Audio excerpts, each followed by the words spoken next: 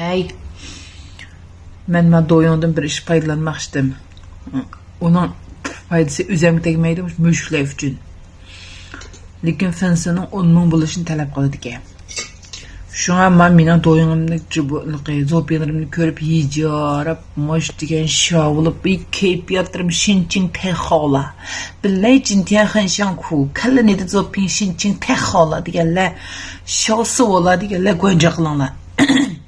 Go'nja qilib, fensini 10 ming olib yuringlar.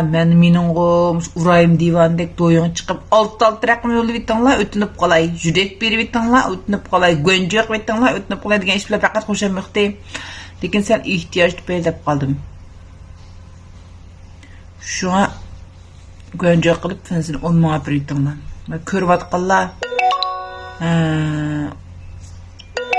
urug' tuqqan qo'lim qo'shna do'st birodar ko'ygan bilgan mayli qo'y butun miyaga meni sazoy qilib yutinglar.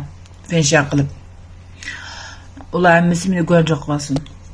Fenserim 10 ming bo'lgandan keyin mushuklar uchun bir ish qilib bermoqchiman-ku. Mening mushuklarim uchun emas, hamma mushuklar uchun. Shu diyorimizdagi barliq mushuklar, sargarda mushuklar uchun bir ish qilmoqchiman. Sizlarning bir kishi yordaminglar bo'lsin shu ishga. Go'nja qilishinglar ha. Qarab turmasdan. To'limni bir ko'nglimni yerim qilinglarmi balla. So'pining g'ishkiz gapim bor meningki, men go'nja qilmaganlarga degan to'xta balam. O'zing tutib ol, men gap qilay. Dedim, bu so'pi gap qilib gap qo'ydi, qani so'pi. To'xtala so'pini ko'rsat. So'pi. Balam fenslar go'nja qilinglar, David balam. Nimdiye uğruqlab ketdin, haqir kichik qilib qopdi bichar balam. Hech qanday masala yo'q balamninki. Ichida qurtvoyim deb qurutishirgan dorilarni qildim, ichida qurutishirish qildim. Uğruqlab ketdi bichar balam, pek uğruqlab, pek kichiklab ketdi. Yuzlari V shaklli chiqib balam. Hey.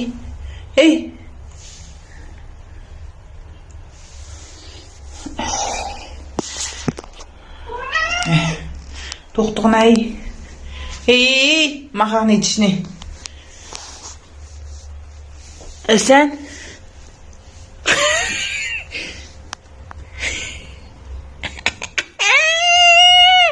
Bolimni tatlıqmi? Abbas, qerici git. Abbasdan tatlıqi. Ojan. Müsh degan mushtar bilandi.